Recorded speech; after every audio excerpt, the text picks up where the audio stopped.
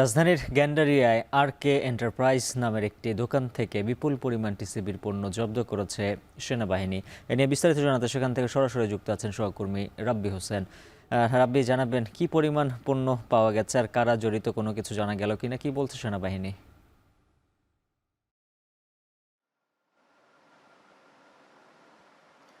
উজ্জ্বল, কিছুক্ষণ আগেই এই অভিযানটি শুরু হয়েছে। গ্যান্ডারিয়া এলাকার যে ফরাসগঞ্জ রয়েছে সেখানের একটি গুদামে টিসিবির যে সরকারি পণ্যগুলো রয়েছে, বিশেষ করে আটা, ডাল, চাল, এই পণ্যগুলো এখানে অবৈধভাবে মজুত করে রেখেছিল একটি শ্রেণী। তবে এই দোকানটির কারা মালিক সেটি এখন পর্যন্ত বের করা সম্ভব হয়নি। তবে আরকে এন্টারপ্রাইজ নামের এই দোকানটিতে এখানে কয়েক হাজার, অর্থাৎ এখানে সেনাবাহিনীর পক্ষ থেকে যে একটি অনানুষ্ঠানিক হিসাব করা হয়েছে যে প্রায় 1400 কেজির মতো আটা এখানে রয়েছে, কয়েক হাজার কেজি চাল রয়েছে, এখানে ডালও রয়েছে, যেগুলো নাম পাল্টে অর্থাৎ মোড়ক পাল্টে সরকারি যেই খাদ্য অধিদপ্তরের যে প্যাকেট রয়েছে সেটি পাল্টে তারা এখানে নুরানি আটা নামে সেটি নতুন করে মোড়কীকরণ করে বাজারে তারা সেখানে বাজারজাত করা হতো, যেটি একেবারেই অবৈধ। এবং বিভিন্ন নামে আমরা দেখছি কুষ্টিয়া ঐতিহ্যবাহী গুটি স্বর্ণা চাল থেকে শুরু করে এখানে আমরা কয়েক ধরনের নাম দেখতে পাচ্ছি, যেই নামগুলো সাধারণত তারা সরকারি যেই মোড়ক রয়েছে, সরকারি যেই টিসিবির বা খাদ্য অধিদপ্তরের যেই প্যাকেট রয়েছে সেটি পরিবর্তন করে তারা নতুন করে মোড়কীকরণ করে এগুলো বাজারে বিক্রি করা হচ্ছে, যা অবৈধভাবে। এখানে মূল যে মালিক সে বিষয় তাকে এখনো খুঁজে পাওয়া যাচ্ছে না বা তিনি এখন পলাতক রয়েছেন। তবে এখানে দোকানের কয়েকজন কর্মচারীও রয়েছেন, তাদেরকে এখানে আটক করা হয়েছে। সেনাবাহিনীর এই যে একটি অভিযান চলছে, সেই অভিযানটি এখনো চলমান রয়েছে। তবে সেনাবাহিনীর পক্ষ থেকে আমাদেরকে যেগুলো বলা হয়েছে যে এই জায়গাটিতে আরও কয়েকটি দোকান রয়েছে বা গুদাম রয়েছে, যেগুলোতে এভাবেই অবৈধভাবে এই টিসিবির যে পণ্যগুলো রয়েছে, চাল, ডাল, আটা, সেগুলো এখানে অবৈধভাবে মজুত করে রাখা হয়েছে, মোড়ক পাল্টে সেগুলো বাজারে দেয়া হচ্ছে, যা একেবারেই অবৈধ।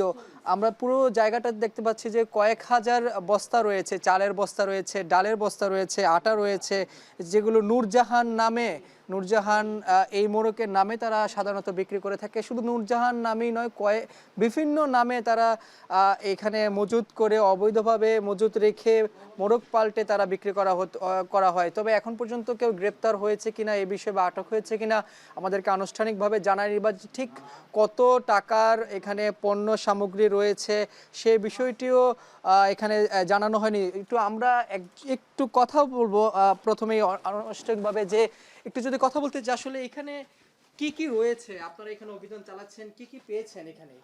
যে আমাদের তথ্যের ভিত্তিতে আমরা এখানে শুনেছি টিসিবি যে পণ্যগুলো আছে, সরকারি পণ্য, সেগুলো যেটা আমরা দেখতে পাচ্ছেন যেখানে টিসিবি প্যাকেট রয়েছে, এই প্যাকেটগুলো তারা এনে প্যাকেটগুলো খোলার পরে স্যার তারা হচ্ছে বাজারে বেসরকারিভাবে, যে নুরানি এগ্রো বা নূরজাহান বিভিন্ন দামে চাল এবং আটাগুলো তারা বাইরে বাজারে বিক্রি করছে চড়া দামে, যেটা হচ্ছে সরকার আমাদেরকে যে খাবারগুলো দিয়েছে, যারা হচ্ছে আর্থিকভাবে দুস্থ আছে বা কম দামে কিনতে পারে, সেই কিছু অসাধু ব্যবসায়ী মিলে এই কাজগুলো করতেছে, যে তার পরিপ্রেক্ষিতে তারা এই সরকারি চালগুলো বিক্রি করে তারা এখানে বেসরকারিভাবে চাল এবং আটাগুলো বিক্রি করছে। এখন আমরা সেই বিষয়ে তদন্ত করছি, আমরা আপনাদের বিস্তারিত পরবর্তীতে জানাবো। এই এলাকায় কি আরো এরকম দোকানের আপনারা সন্ধান পেয়েছেন? আমরা কয়েকটা দোকানের সন্ধান পেয়েছি, সেটা আমরা তদন্ত করছি, আপনাদের আমরা পরবর্তীতে জানাবো।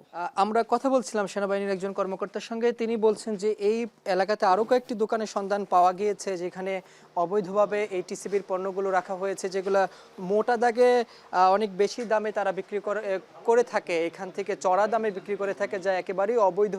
অর্থাৎ এই যে সরকার যে নির্ধারিত দামে পণ্যগুলো বাজারে দিয়ে থাকে বা স্বল্প দামে ন্যায্য মূল্যে যে পণ্যগুলো দিয়ে থাকে জনসাধারণের জন্য, টিসিবির যেই পণ্যগুলো রয়েছে, চাল, ডাল, আটা, সেগুলোই মূলত তারা এখানে রেখে তারা নতুন করে তারা প্যাকেট করে, অর্থাৎ নিজেদের দোকানের নামে বা বিভিন্ন নামে তারা এখানে আলাদা করে বস্তায় ভরে বাজারে চড়া দামে বিক্রি করেছে, এই একটি চক্র, যেটা মূলত এই ফরাসগঞ্জে এখানে। তবে এখানে সেনাবাহিনীর যারা অভিযান চালাচ্ছেন, সেই অভিযানটি আরও কিছুক্ষণ চলবে, আরও কয়েকটি দোকানের সন্ধান তারা পেয়েছেন, আমরা পরবর্তীতে আরও বিস্তারিত জানাতে পারবো। এই ছিল আমার কাছে এখন পর্যন্ত এই অভিযানের সবশেষ খবর।